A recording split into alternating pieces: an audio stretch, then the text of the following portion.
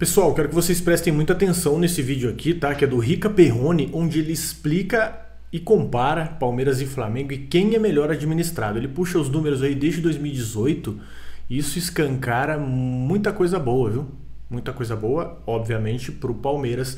Quero que você acompanhe aqui comigo, vamos junto, vamos trocando uma ideia, comentando em cima. Inclusive, um abraço pro Rica aí, gosto bastante do trabalho dele, sabe muito de bola. Vamos junto.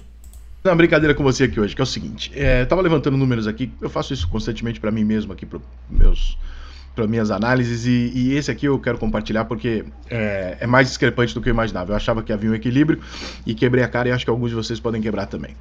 Você bater no olho entre Palmeiras e Flamengo de 2018-19, ou seja, aquela temporada de meio-dia, temporada europeia, né, de 18 para 19.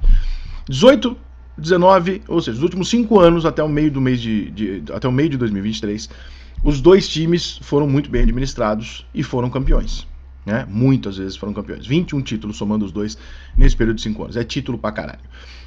O Flamengo ganhou uma Supercopa do Brasil a mais do que o Palmeiras. Então o Flamengo tem 11 títulos, o Palmeiras tem 10. Os dois ganharam 2 Libertadores, 2 Campeonatos Brasileiros, uma Copa do Brasil, uma Recopa Sul-Americana e 3 Campeonatos Estaduais. Mesma coisa. Mas aí, nós temos aqui dois resultados muito parecidos e muito bons, né? Dois resultados excelentes de conquistas.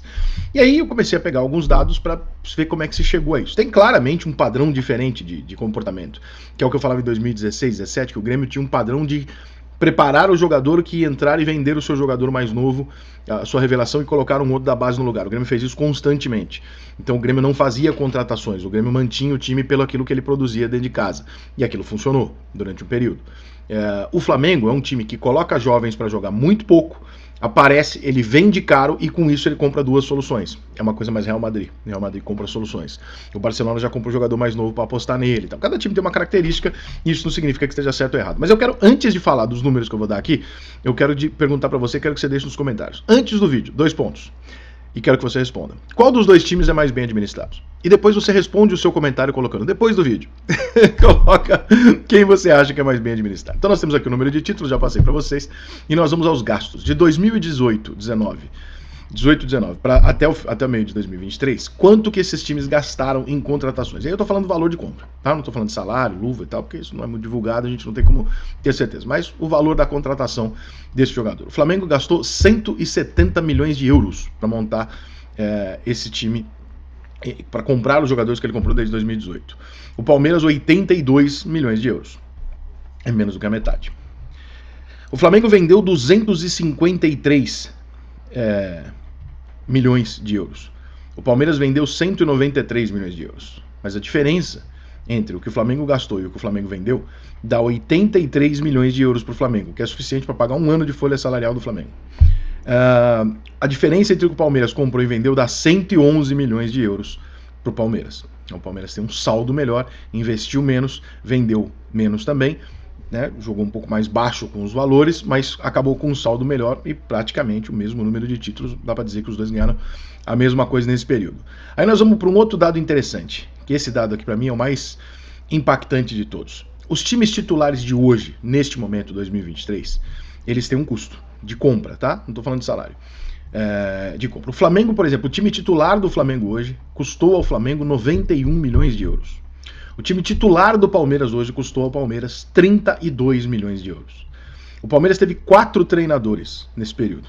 3 ex-treinadores de seleção. Mano, Filipão, Luxemburgo. E a chegada do Abel, que permaneceu. O Flamengo teve 12 treinadores nesse período. E esses 12 treinadores custam ao Flamengo, ou custaram, ou ainda estão custando parceladamente, mais 7 milhões de euros. Multa. O banco de reservas do Palmeiras, alguns jogadores dos mais caros, o Palmeiras gastou cerca de 10 milhões de euros, ou seja, o time titular do Palmeiras custou 32, 10 milhões de euros para ter Murilo, Maicon, Atuesta, Richard, são mais ou menos uns 10 milhões de euros. O Flamengo, para ter Cebolinha, Pulgar, Rodrigo Caio e Marinho, gastou 25 milhões de euros. Então nós estamos falando de um elenco do Flamengo que custa 91 milhões, o atual, contando as vendas, tá? O Flamengo tem um elenco de 90, que custou para ele 91 milhões de reais. Mais 7 milhões de reais, estamos falando de 98, de multas de treinadores para chegar aqui. Mais 25 milhões de jogadores reservas. Então nós estamos falando de um time do Flamengo que tranquilamente ultrapassa e bem a marca dos 100 e... como é que é? 90 e... quanto que eu falei que era o primeiro aqui? O time titular, 91, né? Mais os 7 da multa, 98, mais 25 O Flamengo custou 123 milhões de euros para o Flamengo chegar onde ele está hoje, com esse time que ele está hoje. O Palmeiras custou 42 milhões. Nós estamos falando de uma discrepância muito grande. As escolhas de treinadores do Palmeiras foram 3 treinadores da seleção: Felipão, Luxemburgo, Mano Menezes. Você pode gostar ou não gostar, mas são 3 treinadores que, né, a gente não discute muito na hora de contratar. O Flamengo apostou em vários treinadores das mais diversas categorias e personalidades, e por isso teve 12, e por isso paga 7 milhões de euros em multas para se livrar desses treinadores quando não dão certo. O time reserva do Flamengo, que é muito qualificado, os principais, eu peguei aqui 4, 5, tá? Não peguei todos não. Dá 25 milhões, o time do Palmeiras 10, o time titular do Flamengo 91, o time do Palmeiras 32. Você acha que hoje um jogo entre Palmeiras e Flamengo existe uma discrepância significativa pro lado do Flamengo? Você acha que 2019 poderia haver, mas hoje os dois times chegaram onde eles chegaram. Quando você pega os jogadores do Flamengo... Mas e outra, 2019 é um ponto fora da curva, né? Não adianta a gente tentar achar que 2019 do Flamengo vai se repetir a vida inteira, né? Porque não tem nem comparação, cara, de verdade. É fora do comum. Os jogadores do Palmeiras, você fala assim, quem que é o grande fenômeno, quem que é o grande craque aqui que o Palmeiras contratou? Casa cheia, estádio lotado, o Palmeiras tem um estádio próprio, que ele conseguiu numa ótima negociação com a W Torre nos últimos anos, e portanto fatura um bom dinheiro com esse estádio também. Como é que você fecha essa conta na tua cabeça? Os dois resultados desportivos, que é o que interessa ao torcedor, são muito semelhantes. Um gastou tudo isso, trocou tudo isso de treinador. Tem vários jogadores caríssimos que não foram utilizados ou não estão sendo utilizados, estão no banco de reservas, que você pode... Assim, o resultado do Palmeiras é melhor, né? Se você comparar, é que ele está puxando de um período específico, ele está puxando de 2018 a 2023, mas o Flamengo já investe pesado desde 2016, que o Flamengo trouxe o Diego, né? E começou a contratar jogador naquela época que o Bandeira de Melo, né, estava para sair do Flamengo. O certo, para você comparar de acordo, mesmo eu entendo o que ele está querendo fazer aí, mas o certo seria você puxar de 2016 para cá, né? E aí a gestão do Palmeiras se torna ainda mais competente porque tem uma Copa do Brasil, né? Tem uma Copa do Brasil, tem o Brasileirão 2016. Tudo bem que o Palmeiras contrata de baseada, né? Esses números precisariam ser colocados, mas eu creio que o certo do Rica fazer, inclusive fica a sugestão para ele até puxar um comparativo maior, porque de 2016 para frente que esses dois times estão competindo, né? O Flamengo começou a dar certo em 2019, só em 2019 que o Flamengo deu all-in e corria o risco de não dar nada em 2019 e ia ficar uma conta gigantesca para eles pagarem. Considerar um puto investimento em elenco, ou outro que você pode falar, pô, mas com um investimento muito inferior em elenco, chega nas mesmas competições que o Flamengo com esse banco de reservas. E aí eu pergunto a você, depois desses números todos que eu levantei, e confesso a vocês que me espantei, que achei que a diferença era menor. Quem tem a melhor administração? Esses números que eu te passei te dão a imagem de que o Palmeiras é mais bem administrado do que o Flamengo? Te dão a imagem de que o Flamengo chega até a ser mal administrado em alguns momentos pelo tamanho da discrepância de gastos com o Palmeiras para ter os mesmos resultados? Qual que é a conclusão que você chega depois desses números que eu levantei? Só para passar como referência, tá? Os valores aqui eu não estou usando valores de mercado, eu estou usando valores de compra pelo site Transfer Market, tá?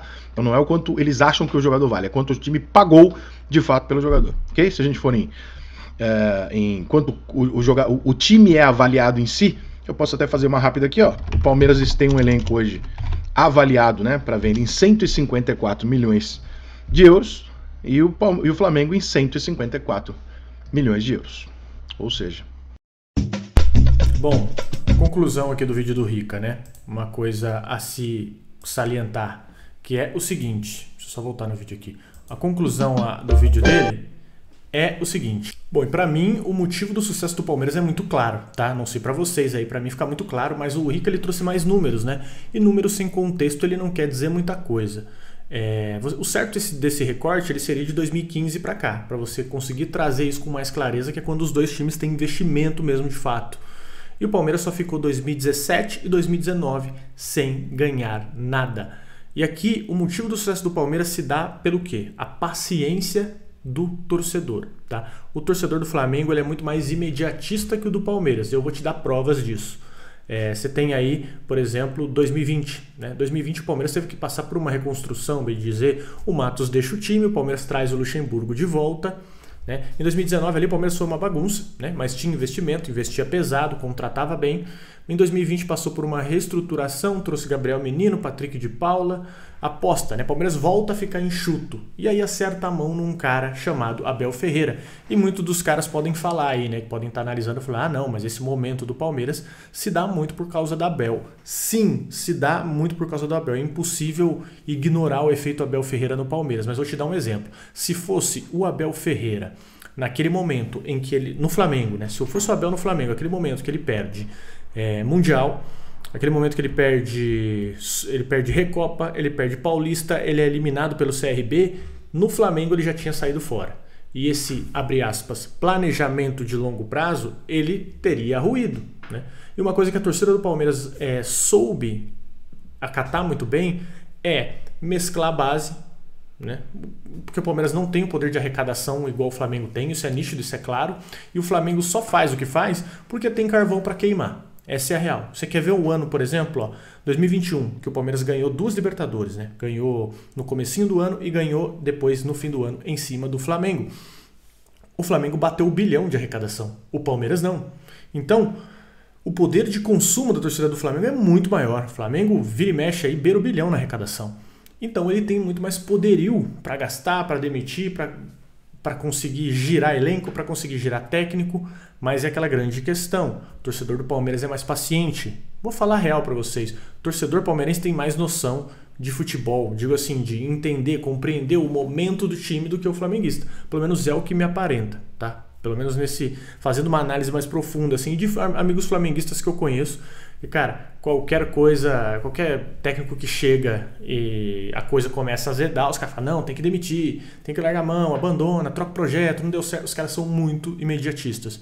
E como eu disse pra vocês, muito desse sucesso do Palmeiras se dá pelo Abel Ferreira, é possível ignorar isso. Mas o Abel Ferreira não duraria no Flamengo. Não duraria no Flamengo. Aquele período que ele passou mal lá atrás, lá em 2021, de Recopa Mundial, Supercopa também, né? Não vamos ignorar que perdeu para o próprio Flamengo. O Abel não conseguiria terminar esse ciclo no Flamengo nem continuar o trabalho. Para mim a diferença se dá além dos números, né? Os números são bacanas, é legal, o Palmeiras é muito mais efetivo na administração, mas números sem contexto não servem para nada.